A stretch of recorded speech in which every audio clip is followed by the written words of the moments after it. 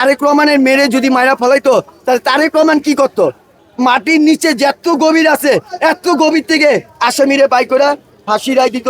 আপনি যদি বিচার না করতে পারেন, আপনি যদি প্রশাসন হাতে না তুলে আমাদের হাতে তুলে যদি না দেন, তাহলে আপনার গদি ছাড়তে হবে। বিচার করতে পারে না, উনি যদি বিচার করতে পারতো তাহলে এই দেশের মানুষ সব এক থাকতো। সেই ডকুমেন্ট ছাড়া চাকরি দিছে, এটা মনির মিয়ার সাথে প্রশাসন নিয়ে তাকে অ্যারেস্ট করুক, যাই করুক, যা করুক, তাই মনির মিয়া থেকে জবাব নিয়ে এই আপনার এই গ্যারেজটা খোলা থাকবে।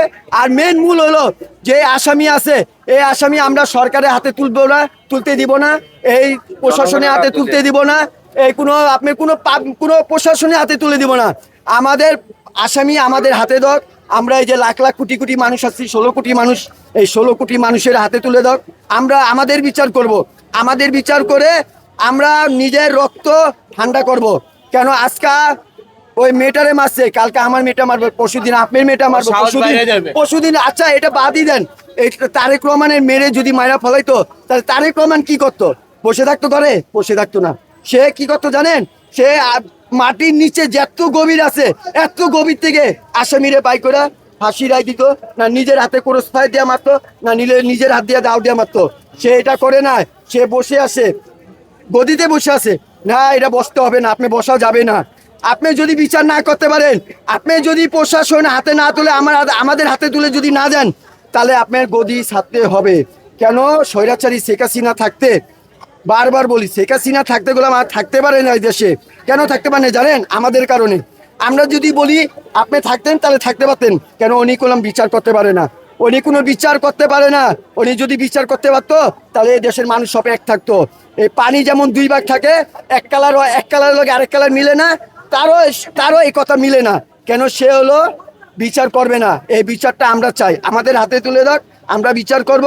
আমরা বিচার করে সবার সামনে আমরা দরকার টাইনা সিরা ফাইরা মাইরা আলামু, আমাদের শান্তি লাগবে। কেন? আমাদের খুবই কষ্ট হয়। এই যে আমরা খাওয়া দাওয়া ছাইরা, এই যে আমরা এত মানুষ আসছি, কেন আসছি, কি কারণে আসছি? আমাদের সন্তানের মতনই তো না? তা আমরা সন্তানের মতন যদি আমরা আইসা থাকি, তা আমাদেরই তো বিচার করা লাগবে। এটা কি প্রশাসন পারবে ভাই? পারবে না ভাই। প্রশাসনে এক গেট দিয়ে নিবে, আরেক গেট দিয়ে বাই করে দিব। কেন জানেন? প্রশাসনে মোটা অঙ্ক। আরেকটা কথা কি ভাই জানেন? এই মাদক ব্যবসার ভিতরে, এটা মাদক ব্যবসার ভিতরে গেলাম সাধারণ পাবলিক জড়িত না, এটা সরকার জড়িত, এটা প্রশাসন জড়িত। কেন জড়িত জানেন? তাদের ভ্যাট ট্যাক্স সবই পায়। কেন আমরা পাই না?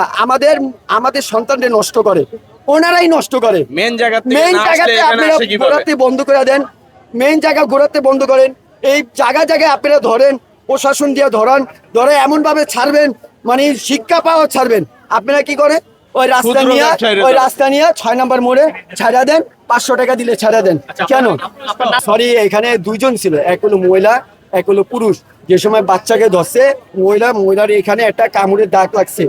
মহিলা বলছে, কয় আমি ধরি না, আমি জানি না, আমাকে ঘুমের ওষুধ খাওয়া ঘুম পাতায় রাখছে। ঠিক আছে, তাহলে কামড়ের দাগ আসলো কেমনে? সে হলো দুজনের ভিতরে একজন আপনার পিসের সাইড দিয়ে চলে গেছে, আরেকজন মহিলা চাইছে আমি এখান থেকে বের হয়ে যাই। পারে না। কেন জানেন? পারে না। এখানে এই এলাকার বাসী যারা ছিল, ফ্ল্যাট বাসার মালিকরা ছিল, ভাড়াটারে ছিল, তারা ধরা ফলাইছে, তারা প্রশাসন আইনা ধরে ফেলাইছে। আমার কথা কি জানেন? ওই সময় প্রশাসন যদি যে সময় আনছে আসামিকে, যে সময় ধরে, ওই সময় যদি মহিলার যদি একটা কূপ দিয়া মহিলারে গলাটা ফালাই দিত, তা মনে একটু শান্তি লাগতো না রে? একটা আসামি তো মরে গেছে, আরেকটা আসামি আছে। সে আসামিটা কি করছে জানেন? প্রশাসন একবারে মনে হয় এমপি সাহেব আসছে, এমপি সাহেব চাপো ঢুকাই নিয়ে গেছে ভিতরে। এটা প্রশাসন করা কোনো ঠিক হয় নাই। আমি বলি প্রশাসনকে, এখনো বলি, আপনারা সাবধান হয়ে যান।